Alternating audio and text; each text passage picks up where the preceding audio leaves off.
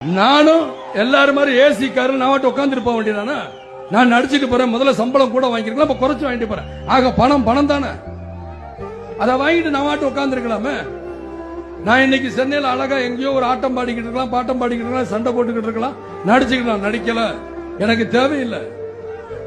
நான் வரேன், ஏன் வரேன் சரியா? ஒருவேளை வேற மாதிரி இருந்தா கூட நினைக்கல. ஆண்டவன் மனிதல பாத்தீங்கன்னா எனக்கு 2 ஆம்பளை பேல, அவன் எதையோ சம்பாரிச்சுக்கிறான், இப்படியோ போட. என்ன கேட்டாங்க, என்னப்பா நீ மாநாடு நடத்துறியே, உன்னை ஏதாவது பண்ணுவாங்களே அப்படின்னு. என்ன மிஞ்சி மிஞ்சி என்ன சார், வருமானத்துறையில தானே பயமுறுத்த முடியும், வேற எதுலையும் என்னை பயமுறுத்த முடியாது. அந்த வருமானத்திலேயே நான் வீடு வித்து தான் நான் இந்த மாநாடு நடத்துறேன் தவிர, மீதி நேரம் என்னை மிரட்டணும்னா நான் வேட்டியை மடிச்சு கட்டிட்டு இறங்குவேங்கிறது அவங்களுக்கு தெரியாது.